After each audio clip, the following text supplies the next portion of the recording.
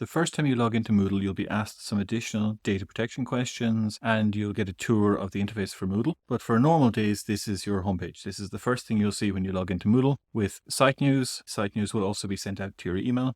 If you wish to see a calendar of events, on the right-hand side here, you can click the little arrow to open the block drawer. You'll get a calendar here. I can click the X to close it. Across the top, we have our menus. The dashboard will give you a view of upcoming deadlines in the next 7 days or longer if you wish. A calendar of your own deadlines plus site events such as when the holidays are. And down at the bottom, the recently accessed courses list. You can change this if you wish. You can change the order of this and how many days, etc. by turning on edit mode and then just experimenting with the options that suit you best.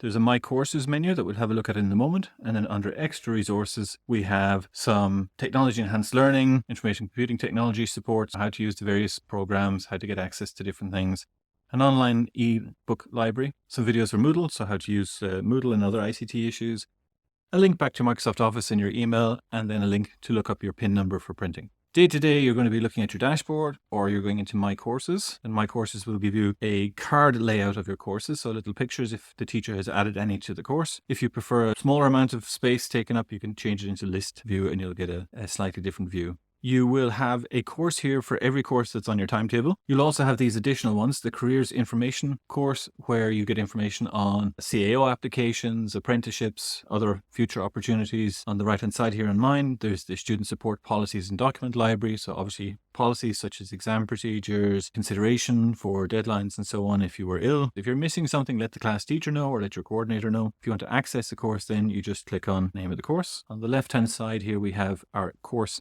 index. That's a list of all the entries on the page. You can minimize that so you can concentrate on particular entries, and that allows you to jump around the page. The same drawer is on the right hand side here. Depending on how the teacher set it up, there may be extra options in here. For example, the activities block might be here where you can add in a short link, or you can see a short link to all your assignments in one go. The center of the page is going to depend very much on the settings that the teacher has chosen for your subject. It might be one long page with all the actual topics in there. It might be set up as individual pages for each topic. It will depend on the teacher. If I click on Collapse All, I get a short overview of all the sections for this particular style. Quite often you'll have an announcements section at the top where your teacher can put in announcements for that particular class, whether that's additional information for work or things you need to bring to class and so on. You'll get those with email also. In here we have assignments. Okay, and in the other sections we have the actual course content then, so videos and links to documents and web pages and so on. We'll cover how to upload assignments in a separate video, but for now, just to have a quick look at one of these, if I click on the actual assignment, we can see the due date, so that's the deadline for the assignment. In this case, there are some short instructions for it, but typically there'll be a Word document with the detailed instructions for what needs to be done.